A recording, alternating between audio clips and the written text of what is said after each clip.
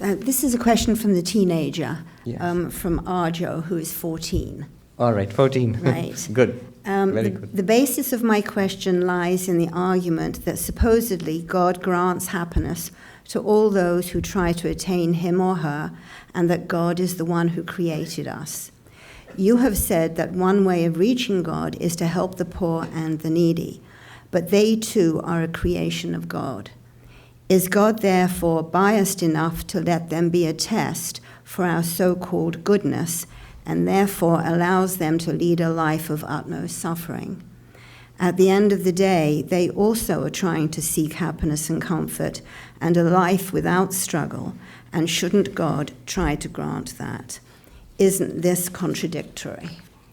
So Arjuna has put his finger on one of the oldest problems in religion. This is called the problem of evil. If God exists, why is there suffering? Now, very difficult to answer this in a couple of minutes. But first, we must see the problem. How he has put it is a variation. He has come upon it himself, but the general form of the problem is this. God is all-powerful, if God exists. God is all-powerful, omnipotent. God is all-knowing, omniscient. If God is all-knowing and all-powerful, then God knows the sufferings of everybody. And God is all-powerful, so God can do anything, can remove the sufferings of everybody. Add to this, God is loving. So a loving, powerful, knowing God, why does he not remove the sufferings of people? Do you see the problem? If God was not powerful, see, human parents are loving. You would not want your children to suffer. But you, as human beings, we are limited. We have limited power. Human parents have limited power. You do your best for your children, but that's not enough because human beings do not have that kind of power. So we want that the children should not suffer, but we don't have the power. But suppose the human beings had the power to do everything good for the children, wouldn't you do it? Of course you would do it. Now the heavenly parent, heavenly father or mother, why doesn't he, she, it, who is loving and powerful and knowing, why doesn't it remove suffering? That's the question, the problem of evil. And many, many answers are there. Many, many answers.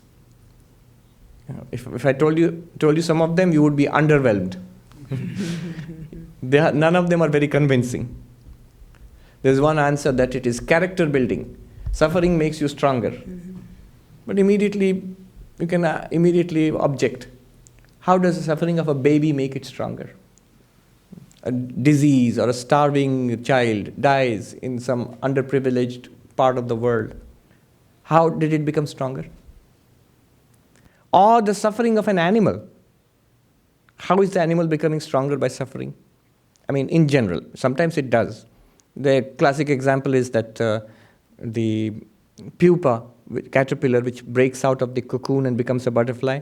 So some experiment I heard, I don't know how true it is, that if you help it, if you remove the covering, then it will not be able to fly because its wings require that exercise to come out. So then argument is given, those who support this theory, like that we need this struggle, suffering, to become spiritually stronger. Maybe in some cases it is true, maybe in other cases not true. It is an important theological argument. In fact, there is a whole branch of theology called theodicy, justifying the ways of God to man. Explain. God will not explain. So on behalf of God, we have to charge God, and we have to also provide the defense counsel also. So God is absolutely unconcerned. And many other theories are there. Why is there suffering? What is the theory in Hinduism? One common theory, the standard answer in Hinduism, Jainism, Buddhism is the law of karma. It's not God's fault. And whose fault is it? It's yours. It's ours. So, how is it our fault? Law of karma is cause and effect. consequences. Actions have consequences. So if I'm getting consequences now, pleasant or unpleasant, usually I don't ask too many questions when the consequences are pleasant. Win a lottery, I don't ask questions. Did I deserve to? Why did I win this lottery? Oh no. On the other hand, if something unfortunate happens, unpleasant happens, why do I deserve this? It has never made sense to me. People, there's so many wonderful people, loving people. I've lost faith in God. I, especially sometimes a beloved person, went through so much suffering. I prayed and prayed and prayed. Nothing happened. I lost faith in God. This kind of thing, I understand the emotional content behind it. But what does not gel with me is that you knew there is tremendous suffering in the world. Just because in your own case, you experienced it firsthand, now you have lost faith in God. In your place, I would have said, I lost faith in God from the very beginning because there is so much suffering all around. Not because I or my beloved person suffered. That my suffering makes me lose faith in God, that argument somehow, many people make it, but it doesn't cut much ice with me. Houston Smith, the great professor of religion, whose book, The World's Religions, it's still a textbook, standard textbook. He died a couple of years ago. He had a very tragic incident in his life. His beloved granddaughter was murdered. And then afterwards, there was a radio interview, sometime afterwards, and the interviewer asked, "So, Professor Smith, do you still believe in God after this?" So the person who told me this narrated, she's a nun in Santa Barbara, and she knew Houston Smith quite well, and she could mimic him very beautifully. So she told me that when they asked the question, he replied in his characteristic way. He replied, "How absurd! The people that die and are murdered all over the world, all throughout history, just because today it is my granddaughter, I should stop believing in God? How absurd!" Whether you believe in God or not, that's a different thing. This cannot be a ground for believing or disbelieving. So law of karma is one. Suppose that doesn't cut ice with you. Though that is, I remember there's this book, Professor Arthur Herman, I've referred this earlier also. He was a professor of philosophy in Hawaii University. He wrote a book, The Problem of Evil in Indian Philosophy. But there he has collected the answers, which I mean answers to this question. He has collected the answers, 23 answers. I gave only 2 answers now. 23 answers he has collected to why there is suffering in the world if God exists.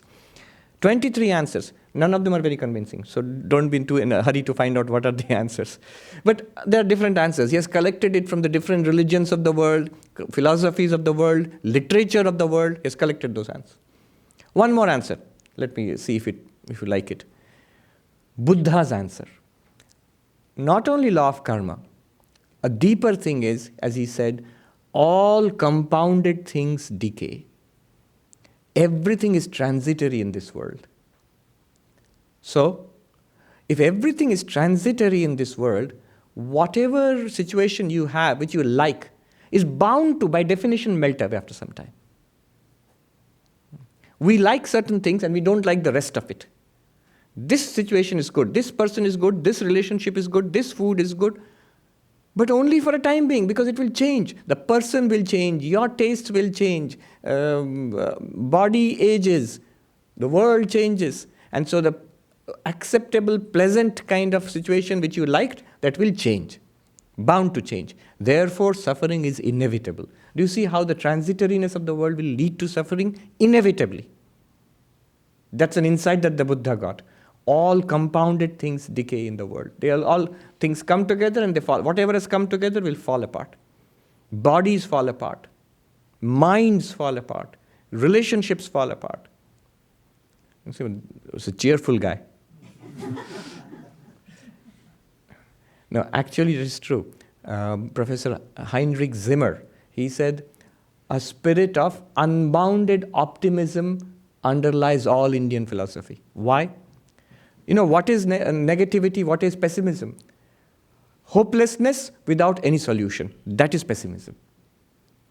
Whereas in Indian philosophy, except the Charvaka, the materialist, all other philosophers, all the schools of Buddhism, all the schools of Jainism, and certainly all the schools of Hinduism, Sikhism, all of them, they all say that a solution is possible. So, though their prognosis about the world is pretty negative, but their ultimate point is that you should be positive.